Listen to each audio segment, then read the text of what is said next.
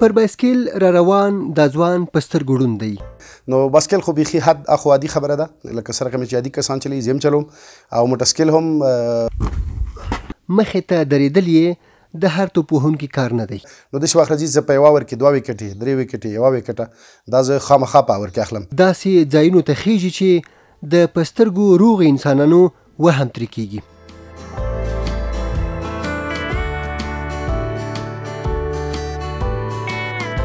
دا د ناهیلۍ نړۍ نه ده، دا نړۍ که خورې او دې نړۍ کې ځان یو ځای ته رسوې په همت او په ښې ارادې سره به یې رسوې.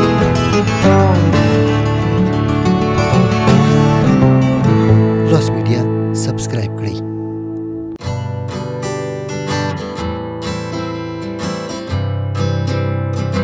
پر بایسکل را روان دا ځوان په سترګو ړوند دی او هیڅ هم نه ویني، خو د خپل کلي ترڅنګ پر دې بایسکل له کلي لرې پرتو سیمو ته هم ځي او د خدای ورکړي ځانګړي استعداد پر مټ بیرته پر همدې نریو لار راستنیږي. خو پوښتنه دا ده چې هغه په ړندو سترګو څنګه دا لارې او سیمې پیژني.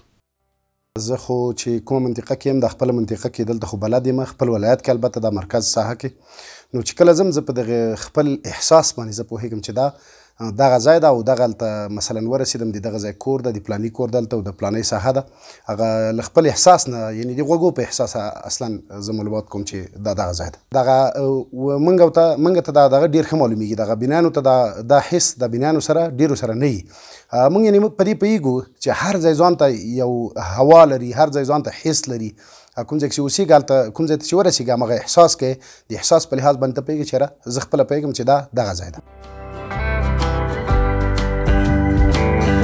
محمد نذیر تر بایسکل ورهاخوا موټرسایکل هم چلوي او د موټر مزه یې هم څکلي.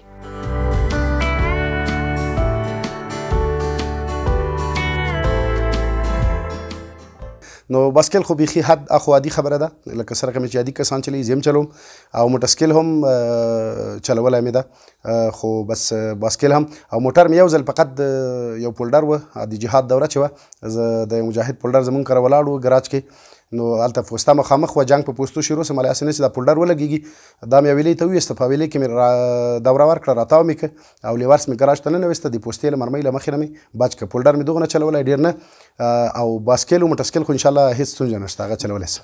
بایسکل خو او موټرسایکل خو چې خپله منطقه کې یم، ځکه زه هغه غږ نه ما مخکې خبره ورته وکړه چې احساسوم چې زه دا کوم ځای ده، په هغې پوهېږم.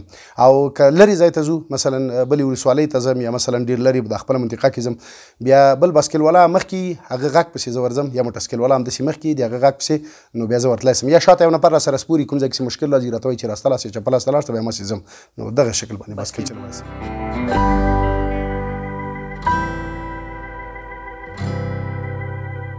نذیر د بایسکل د زده کړې د وخت خاطرې هم لري. نو لومړی هغه یوه ډېره جالبه خاطره وه، د فولاد خان مدرسه ورته وایي، دغه میدان وردګ ولایت مرکز نه چې راځي هلته نږدې دلته ده، نو دې کې مې د یو شاګرد بایسکل واخیسته، نو یو 2 وارې مې بوته راوستې، له غونډۍ نه به مې کته خوسې کړه، بل وارې مې له تیږې سره ووت، شاخه یې ماته شول، هغه تاوان غوښته، ما سره پیسې نه وې، نو هغه بس قاري صاحب ته خبره وکړه، نو هغه ډېرې جالبې خبرې راته وکړې، نو حتی له بایسکل نه یې زړه توری هم کړم، خو بیا مې بس دا چې اراده مې قوي وه، نو لاس مې ترې وانخیسته تر څو چې بایسکل مې زده کړ. محمد نذیر د خپل کلي د ځایي کرکټ یو پیاوړی لوبغاړی شمیرل کیږي چې په وینا یې مخې ته درېدل یې د هر توپوهونکي کار نه دی.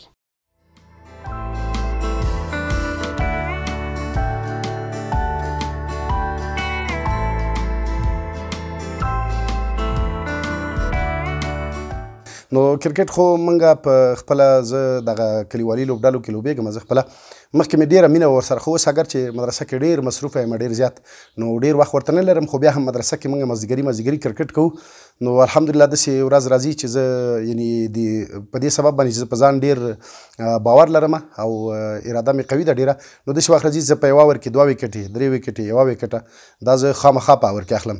او حتی یعنې داسې کسان دي چې هغوی کله زه بال ته راځم، دغه څو وخت مخکې یو ټورنمنټ و، نو ما ورته ویل زه خپله هم په لوبه کې درېږم، نو بال کوم، نو حتی داسې یو لوبغاړی و هغې ویلې چې ته کله بال کوې زه اوپنرۍ ته نه کښته کېږم، نو داسې ځکه طالب بال وایي ډېر کښېني، نو داسې نه چې زه په اوله اور کې ما ویکټه لاړه شي او موږ لوبه وبایلو، نو بیا په هغې سبب باندې زه لوبه کې مو نه درېدم، ځکه هغه مې ملګری و. هغه تازه د نابینایانو لوبډلې ته هم نوملیکنه کړې او په وینا یې باور لري چې وربریالی بشي. نو زمونږ یو ملګری ده احسان الله سمیم د نابینانو مشر ده، د کرکټ سلیکشن کمیټې مشر ده. نو هغه ډېرې هڅې کړي، بېچاره ډېر زیات حتی تر هنده پورې هم سفرونه کړي دي، هغه موسسو سره خبرې کړي دي. نو تر اوسه داسې مطلب تر دې پورې خبر رسېدلی چې فورمې خلکو ډکې کړي دي، حتی ما هم ډکه کړې فورمه، خو تر اوسه داسې یو کوم ځانګړی اطمینان موږ ته نه ده راکړل شوی چې مطلب خامخا به دا کار کېږي. خو په دې ډېر باوري چې انشاءالله دا کار به کېږي، ځکه موږ پوره هڅې کړي او کوو یې نور یم.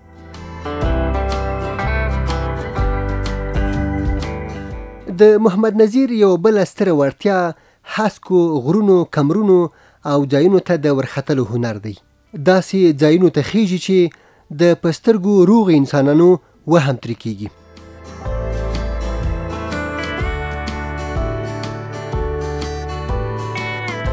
نو هغې کې ما خبره کړې وه چې دا زما د قوي عزم او پخې ارادې پایله ده. نو ځکه زه په ځان باور لرم چې دا کار کولی شم. هر هغه څوک چې په ځان باور ولري نو هغه دا کار کولی شي، او باید هر څوک په ځان باور ولري، ځکه دا نړۍ چې ده دا د ناهیلۍ نړۍ نه ده. دا نړۍ که خورې او دې نړۍ کې ځان یو ځای ته رسوې، په همت او پخې ارادې سره به یې رسوي. که له نظیر سره یو ځل هم مخ شئ، دوهم ځل یې اړتیا نشته چې ځان ور وپېژنئ، تر دې چې که له غږ پرته هم لاس یا غېږ ورکړئ پېژني مو. نو خلک خو ځینې خلک داسې دي چې هغه ډېر راته نږدې خلک دي، هغه له لاس هم پېژنم، چې کله لاس راکړي د هغوی لاس راته معلوم ده چې د دغه لاس څه رقم لاس ده، له هغه لاس هم پېژنم. خو او لرې خلک چې دي هغوی له غږ نه پېژنم، چې مثلا په ما غږ وکړي، ځکه د هر انسان ځان ته غږ او ځان ته بوی ده. او ځینې خلک حتی له خپل بوی نه چې کوم بوی لري چې ستړي مسې راسره وکړي، نو کله لاس یې ونه پېژنم، له بوی هم پېژنم، کله بوی یې ونه پېژنم، چې غږ وکړي نو غږ نه خو بیخي پېژنم.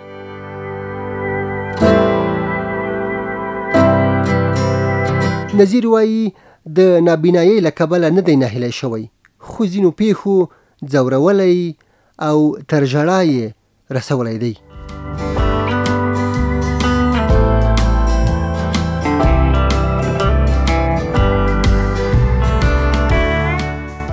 تل لپاره مایوس نه یم، خو کله کله بس داسې سوي، لکه یوه خاطره مې دغه وه چې زه په لار روان وم، ما موبایل نه سیم کارت راویست، هغه سیم کارت رانه ولوېده، له پاسه څه سیاسرې راغللې، یو وړه ماشومه ورسره وه البته. نو کله چې ما سیم کارت لټاوه دوی په مخ راغلی، زه له لارې نه یوې خوا څوم چې دا سیاسرې تېرې سي، بیا به زه د خپل مشکل حل کړم. هغه چې هر څوک چې وپېژندلم البته، نو هغه ماشومې ته یې ورته ویل وایي قاري صاحب سیم کارت ورکړه. نو سیم کارت چې دې ماشومې راواخیست داسې ما ته یې راواچوه، ما نه بیا ولوېده. نو هغه سیاسرې ورته په خار شوی، دا ویني چې ته دا سیم کارت ورکوې. نو چې دې خواته راغلم ډېر سخت مې حتی ومې ژړل، که نه مالې یاره به که تا مطلب ما ته سترګې راکړې وای، ولې به وړو ماشومانو مثلا داسې به د ماشومانو له خوا نه، یعنې دومره مشکل به ما ته دومره به زه مایوس کېدلم. نو داسې ډېرې خاطرې تېرې سوي، خو یوه یې دغه سخته خاطره وه د ما.